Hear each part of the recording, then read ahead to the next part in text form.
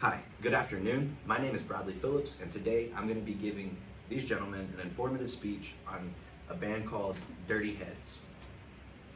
Before I get into my main topics, this is a poster that I've gathered together some pictures from their tour from 2019 and some of their live shows that they've played and just some side photo shoots that they've done together as a band. So today, I'm going to be discussing when and how the band was originally formed. I'm going to talk about how they became popular after they were formed, and then I'm going to go into what continues to drive them to continue to make the music that I love to listen to every day. So when and how the band was originally formed, according to an interview in 2018 with K-Rock Radio and the Dirty Heads. So their freshman year in high school, Dustin Bushnell, who was the lead singer and guitarist, was in a punk rock band where he played guitar and sang. And he had heard some rap albums floating around school that Jared Watson himself had recorded, and he wanted to meet with him. So through a singular friend, they got together. Jared Watson is now the lead singer of the Dirty Heads along with Dustin Bushnell. So they meshed so well when they got together, and they wanted to make their own sound. They were inspired by the Beastie Boys, Stevie Ray Vaughan, Snoop Dogg, and most importantly, being from Huntington Beach, they were inspired by Sublime. And the sound they created, they both loved so much that they dropped everything else that they were doing. They didn't make a plan B, and they said they're going to pursue music together. That's how the band was originally formed. And now that I've told you how the band was originally formed, I'm going to go into how they became popular.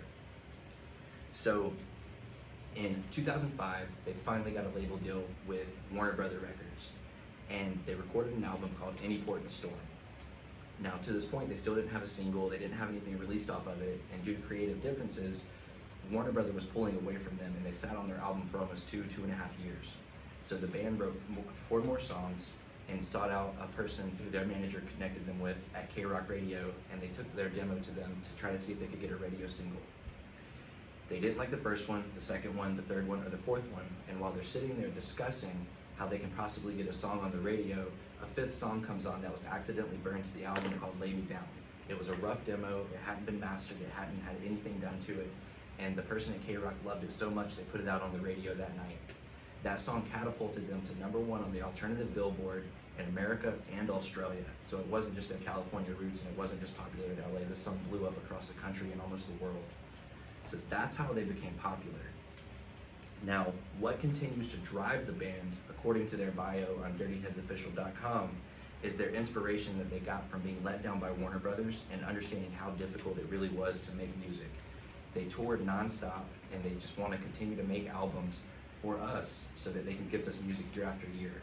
And to date, they have 7 albums, 1 EP with 5 songs, and several different features with other bands, and that's how popular they've become. And now I'm able to take my son to the shows, and this is a t-shirt that I got him from the summer tour in 2018.